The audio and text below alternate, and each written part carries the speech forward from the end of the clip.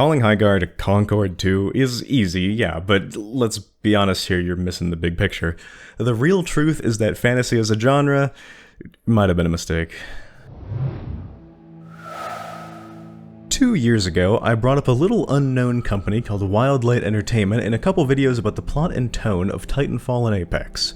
All we really knew about Wildlight back then was that a bunch of Titanfall developers had left to form it, with no actual info on what they were working on past speculation given their pedigree. Now, Wildlight has shown off their debut game Highguard at the Game Awards, and it might be the single most disappointed I have ever been following an announcement. What's important to understand out the gate is that Titanfall's art style is extremely cohesive. Across both games, there is really nothing I ever saw that looked out of place. Everything fits into the world that they built, which is an extremely grounded sci-fi future, a vision of the future that could be reality one day. It's dull and boring, industrial, and ugly sometimes. The only sleekness to be found is in the name of efficiency, not for aesthetic. Everything is built to run at the bare minimum, constructed from scraps, but through the lens of two futuristic militaries.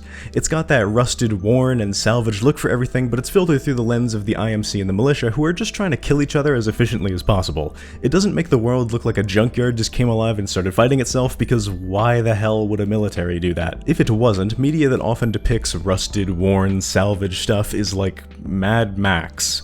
Titanfall is extremely refreshing in how realistic it is to show a world where, yeah, futuristic stuff exists, sometimes extremely futuristic things, but everything that you see is made to work and not to look pretty. The devs themselves referred to it as battle-scarred, and I like that. It fits well. This works because of restriction, because of scarcity. The core concept of the whole setting is a war over resources. It makes sense that neither faction, even the rich megacorp, isn't plating their guys out in top-of-the-line, polished, fresh from the factory gear. It'd be too expensive, and it's a waste of time. Then there's Highguard. It's distinctly fantasy, but it's also sci-fi. It has guns where clearly thought was put into how they would functionally and mechanically operate, but also those people can summon spectral horses and literally pull a sword from a stone like King Arthur, which summons... Rift Herald? Fantasy as a genre eases a lot of restrictions because of magic. Think of it like this. Magic opens a door that leads to a lot of new creative ideas, but without proper restrictions or explanations as to how it works, the doorway to those creative ideas isn't gonna hold. Magic can very quickly unhinge the door, blow up the doorway, and rip the roof off. Sky's the limit. Everyone can summon a magical spectral horse, can summon siege towers with a sword, can stab people's souls out with axes. You quickly lose yourself wondering what the hell is going on. Now, I also want to lay my cards on the table that I am exceptionally biased. If that wasn't obvious already, I am maybe the most Titanfall superfan to ever exist. I've run several entire tabletop games with the setting, remade Lancer in Titanfall's image, ported the IMC into tabletop sim with a full custom-made 40k army rule set. This one gave me gray hairs, I'll talk about it some other time. Last year, I even went through the trouble of getting an old jailbroken version of Origins so that I could play Titanfall 1 again. That is where all of the Titanfall 1 footage in this video is from.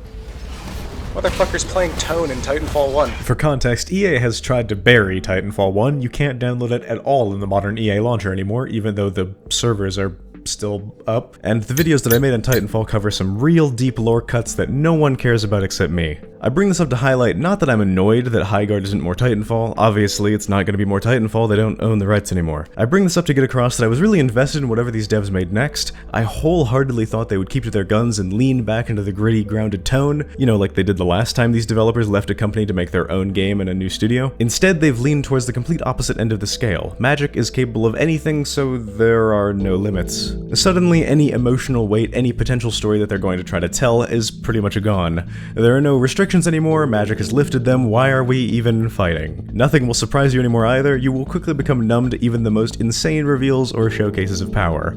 Like, let me put it this way. A nuke is something that I think everyone is very, very familiar with at this point. They require things to be mined from the ground, then assembled and constructed into a device which can cause an explosion like, well, what you can see. It takes a lot of time, resources, and manpower. Each mushroom cloud represents countless of hours of preparation and commitment.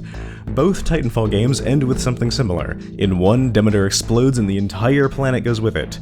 In two, the exact same thing happens. Both of these explosions are built up across the entire plot of their respective game. It's earned. With fantasy, something similar can result from some guy waving his hand, and what that flick of the wrist can end up doing can be anything from benign to apocalyptic. Like, going back to the Highguard trailer, it is so bizarre.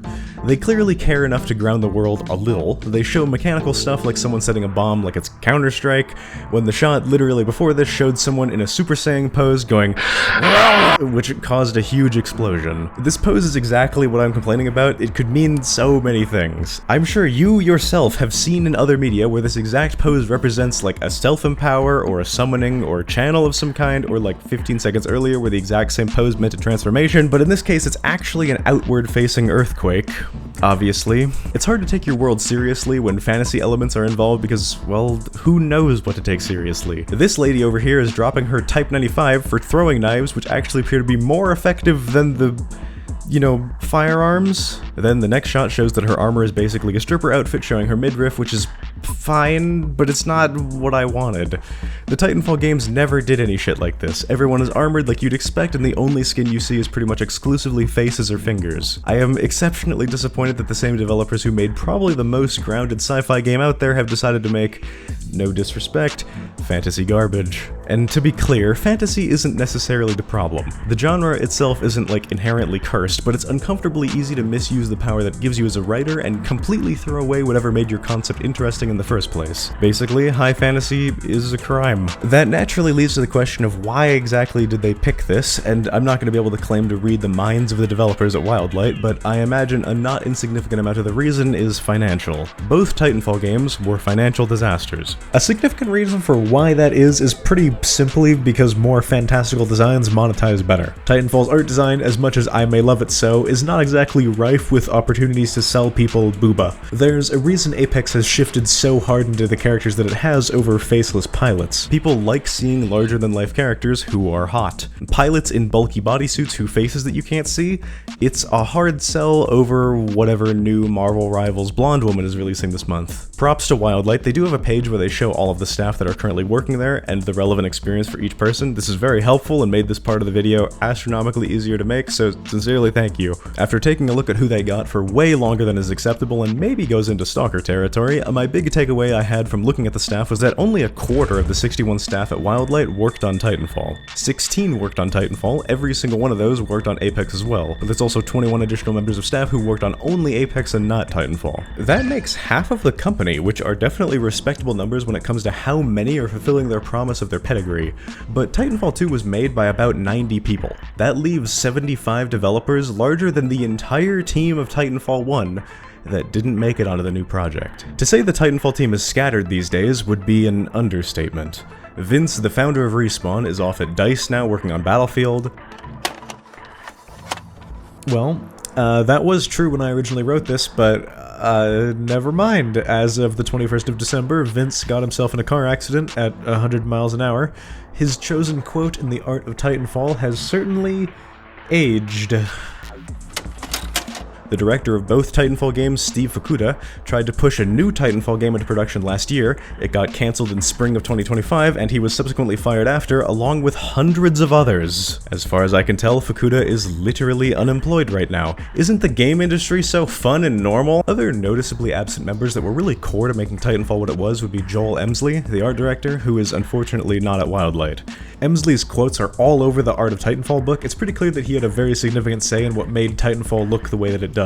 Pretty much none of the Titanfall art people made it to the new company, not even Lastimosa. He was an artist on top of being your grumpy instructor. Mike Cook is listed as an art director for Highguard though, which makes a lot of sense. He worked on Apex as an art lead, and Apex was a lot more polished and clean than Titanfall was, which completely tracks with Highguard's art style. There's one last member of staff that I want to mention though. A concept artist with a Titanfall pedigree is at Wildlight, Danny Gardner. His work does look beautiful, but it's also not the art style that ended up getting chosen for the game.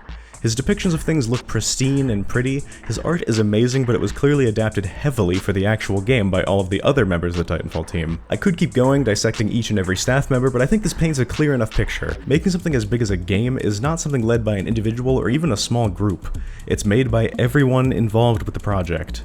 Almost 100 people made Titanfall 2, even if half of that team went on to make something else, it would still be missing the other half. The origin of fantasy, Lord of the Rings, is responsible for 3 of the most well-constructed movies ever made. There were an unfathomable amount of people involved with making these films, and that led to a lot of people having a say in the final product. As you can see, there's a few frocks in this wardrobe department. Because so much stuff was made practically, there were countless opportunities for someone to say, why was it made like this? Or what if it was like this instead? And that helped so much to ground the world. The clothing all just felt right, because the designers had put so much thought into each and every piece. This guy's over here talking about how he wanted the designs of the elves to look like spring to represent them being in the prime of their life, and I'm over here just like, yep, I definitely caught that while I was watching the movie. With more CG like you'd see in a game or a more modern production, so many less people are involved in the process. It would not be unusual for even significant additions to go from like concept artist directly to 3D modeler, maybe with the art director looking over it. There's a lot less opportunities for people to butt in and give their opinions. Because so many less people are involved to give their own unique expertise, it ends up making things on a whole look less believable, which can culminate in a project exactly like Highguard, where it looks like the textbook definition of fantasy slop. Lots of the staff at Wildlight who have experience from the Titanfall franchise were and are programmers and engineers. I think it's a safe bet Highguard might end up having good gameplay, even if the art design is the way that it is. If you think I am endlessly nitpicking the art design, which doesn't matter, I think it's a safe bet to say that it absolutely does matter. This game could be the most innovative shooter ever released, and hell, it might be, who knows, but it was dismissed immediately by so many people despite being the ultimate reveal at the Game Awards this year. Make no mistake, how your game looks is just as, if not more important than how your game plays.